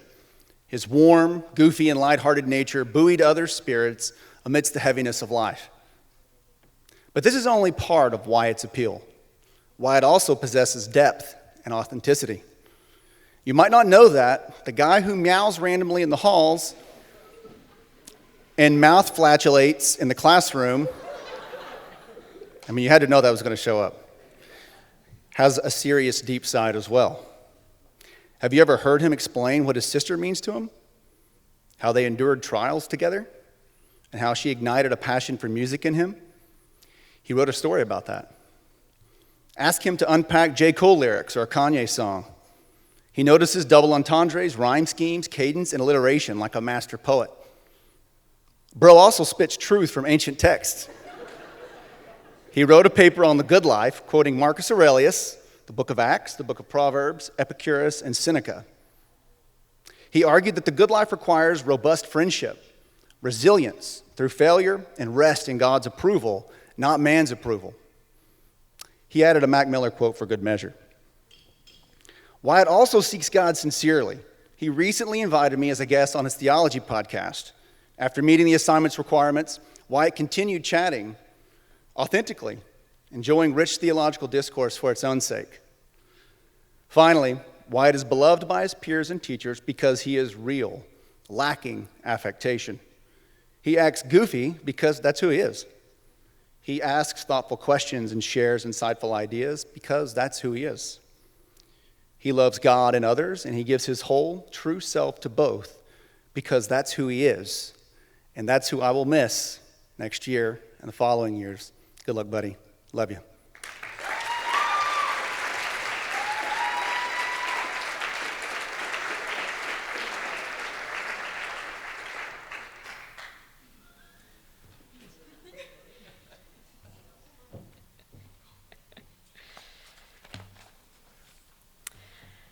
An amazing and beautiful dancer, an upbeat and fun personality, a welcoming and accommodating individual who took the time with each person to help them improve. These were just some of the glowing reviews from your rising conservatory level students in the ballet class that you taught for your capstone. Lindsay, as you got the joy and privilege of watching your students that you so care deeply for rekindle their passion for dance, we at Trinity have had a similar joy and privilege over the years of seeing you grow into the person God made you to be. Your impeccable technique you display in ballet is mirrored by your academic discipline, natural leadership skills, and ability to connect with others. And while technique is an imperative part of dance, what you successfully convey to your students is that the beauty of ballet, and indeed of all dance, comes through connecting with the music and artistic expression. Likewise, we, your teachers, have seen the beauty of your life unfolding through your connection to your authentic self. With your warmth and bubbly personality, you bring people together in an instant. Aided by the tremendous care you have for those around you, your natural leadership has grown and blossomed into reflective teaching. You possess an immense inner strength that grounds you in who you are and provides supports for those who need you the most, never afraid to stand up for yourself or for your friends. You have positively shone in your time here, and we know you will continue to shine at High Point University. We will miss you, Lindsay. Thank you for the beautiful show, both on and off the stage.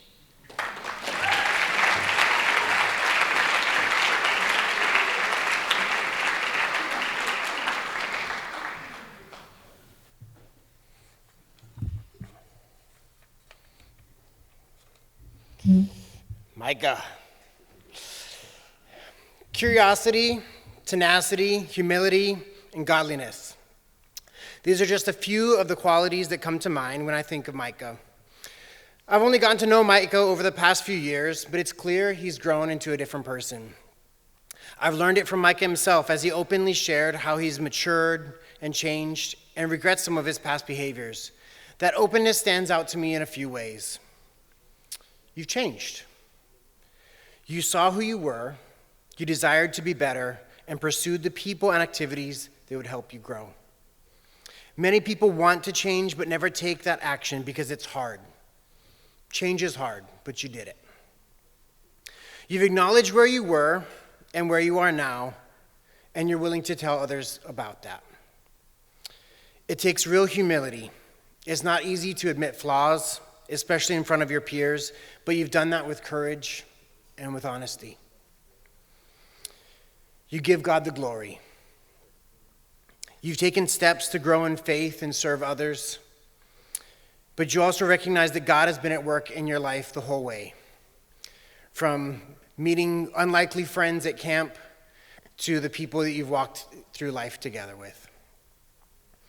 Micah, I pray the transformation you've experienced and the closeness you've found with God is just the beginning of a lifelong journey. You're fearfully and wonderfully made, and I believe that if you continue to trust in the Lord through every high and every low, you'll become even more like him. Congratulations on this accomplishment, one of many, I'm sure.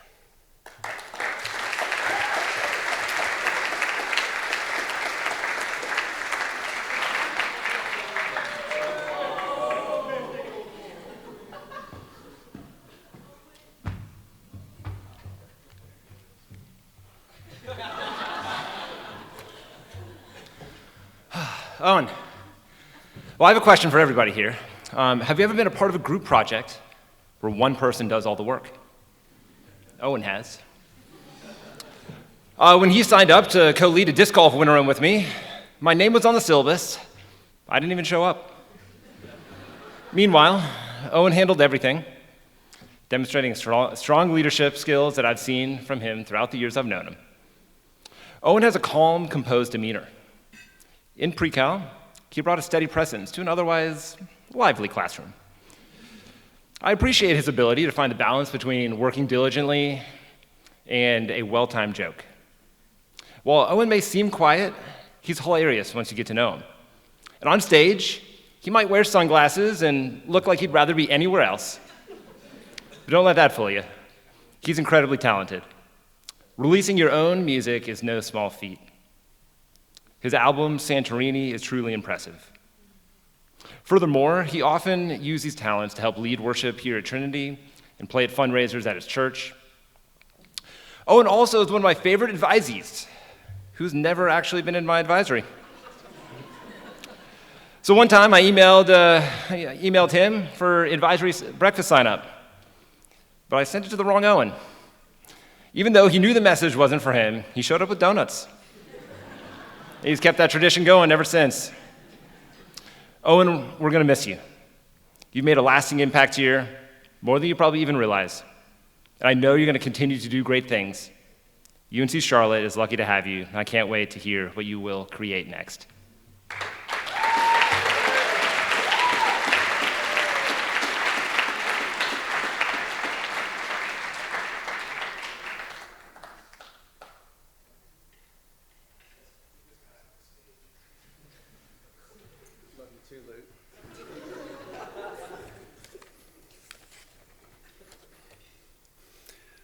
There you are. Hey, lovely Grace. You are a woman after God's own heart. It seems fitting, then, to frame your tribute around Bible verses that you embody. Psalm 42, 2a. My soul thirsts for God, for the living God. You seek God daily through prayer, worship, and scripture. You strive to see God in all things. For your scarlet letter paper, you wrote about sin, grace, and redemption. For your American Romanticism project, you wrote about society's self-love versus God's gracious love of us despite ourselves. For your Gilded Age research paper, you wrote about Gilded Age pastors and their need for grace. For your honors project, you researched Reagan and his walk with Christ. For every era of American history, you focused on the gospel. Second verse, 2 Timothy 4:2a. Preach the word. Be prepared in season and out of season. Correct, rebuke, and encourage. You do this. When you felt called to share the gospel with teenage girls, you responded by serving as a Christian camp counselor and a worship breakout leader. One Thursday, before Mr. Colson preached at worship, he was a little nervous. You encouraged him that the Lord would speak through him, and it made all the difference. When you felt that spiritual guidance was needed alongside skill instruction on the volleyball team, you boldly and gently worked with athletic leaders to incorporate this into practice. Third verse, Luke 22:42b. Yet not my will, but yours be done. When deciding between college acceptance offers, you prayed over the one with a college soccer opportunity attached to make sure you weren't pursuing selfish desire over God's will. What a beautiful picture of non nobis. Thanks for your spiritual leadership at Trinity, for both students and the faculty. May you continue to steadfastly live out the gospel as the woman of God that you are. We'll miss you.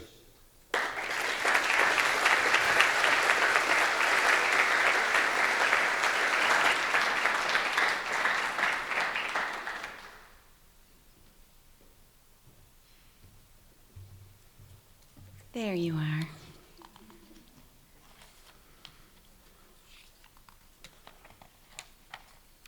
McKenna, you are so very much yourself. That's true of everyone, but it can be difficult to grasp.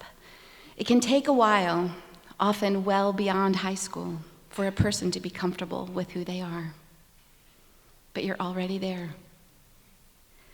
I saw this from the start in our advisory, where other folks might arrive at school with a Frappuccino or a bag from Chick-fil-A. You'd open a small tub of blueberries and eat them with relish. When our pancake mornings, okay, not real relish. That would be weird. Joy, enthusiasm. When our pancake mornings required something gluten-free, you made it happen with ube mochi mix. We're so grateful for the ways you've given of yourself at Trinity School. As a Wickersham brother in Seussical, as a chimney sweep in Mary Poppins, creating a Winterim class for folks who like to crochet or want to learn how, as a cheerleader for the younger girls on the track team, in the weight room and on the field. In all of this, your confidence in who you are opens you to learning with an enviable and exemplary freedom. One thing you know about yourself, you need that freedom to head with your father to Roatan, helping him care for patients receiving eye surgery, to swim in fresh water and find a way for that to become a capstone project, to go to a college that would allow you to be in God's beautiful outdoors. You know yourself, which isn't to say that you've arrived, but you're way ahead of the game. Continue in it, McKenna. The God we serve will continue to name and bless and grow you. He delights in you even more than we do.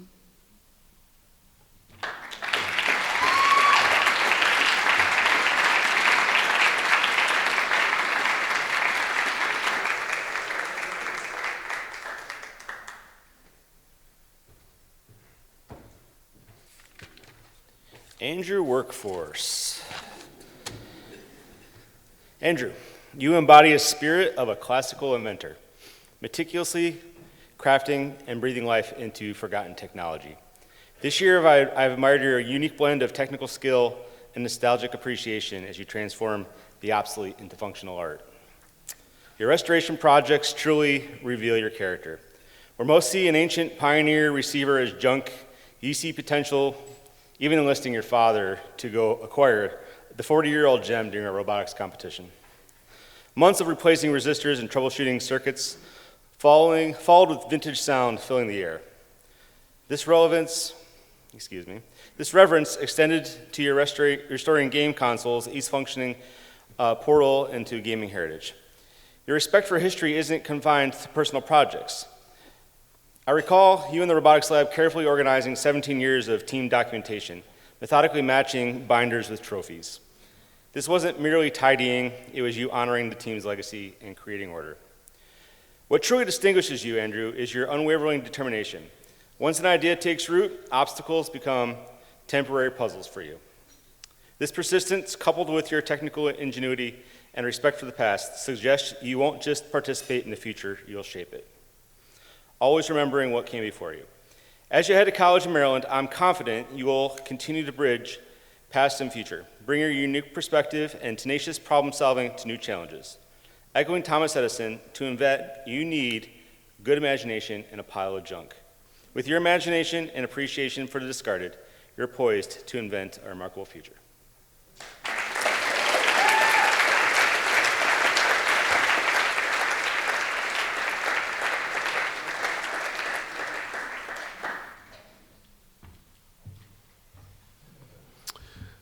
What a program, what a class of 2025.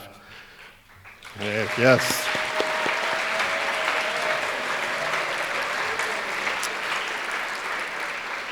When Trinity was founded 30 years ago as just a K-8 school, it was founded on our 4 pillars: Christian, classical, rich, and unhurried, but it was also founded on the educational philosophy of one Charlotte Mason.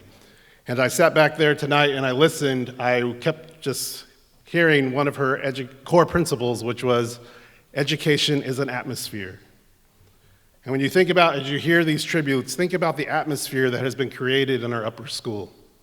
Mason recognized that the importance of a child's character, personality, and well-being in the educational process. And that's what you've heard tonight by our amazing faculty and staff. The atmosphere that they've created wasn't just about imparting knowledge onto our students, but it was about caring for the whole child, caring about their well-being, their character, and their personality. So, would our faculty and staff please stand so we can recognize you for your great work.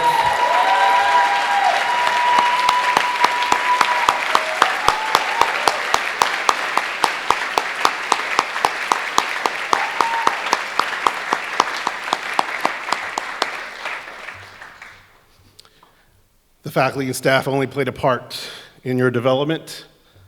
You wouldn't be here today without your mom and dad, your parents. Parents, thank you for entrusting us to educate and form your children for however many years you gave them to us. You've done an amazing job, and we heard about their accolades and their well-being tonight. So will the parents of the class of 2025 please stand so we can thank you.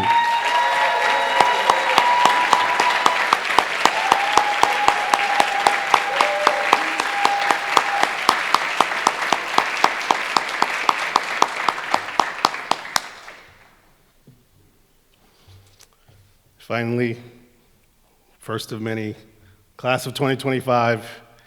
You guys were 8th graders when I started at Trinity, the COVID thing. As I remember you as middle schoolers, it's great to see some of you grow up, and it's been a joy to coach some of you and just watch you go through by my office, knock on the door, and I sit there and I don't let you in. But it's been great to hear from your faculty and staff just the wonderful things you've done over your time. So will the class of 2025 please stand so we can give you one more round of applause.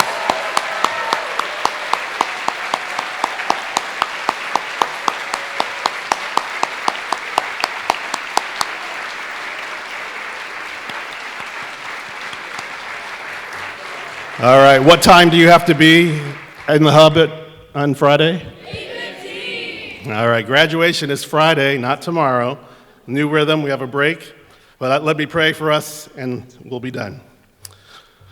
Lord, we just thank you for this evening. We thank you for your love and your mercies that are new every morning. We thank you for the opportunity to gather at a place called Trinity School where it's your school and we give you the glory, non-nobodies. We thank you for our founders who started the school 30 years ago as a place to form young men and women like you. We thank you for the faculty you have called to Trinity School and the ways that they pour into their students day after day, both in their expert content knowledge, Lord, but also in just being cool human beings that want to be around teenagers and hang out with them, Lord. So we thank you for our faculty and staff, and we give you this class of 2025 As we celebrate them on Friday, as we give them their diploma and send them on their way, Lord, we ask you to guard over them and guide them as they look to follow you, or as they look to question who you are and they find out who they are in you in their next 4 years, whatever lies ahead of them. So we thank you for giving them to us for this time,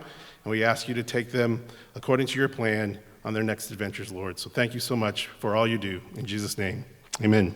Have a great night.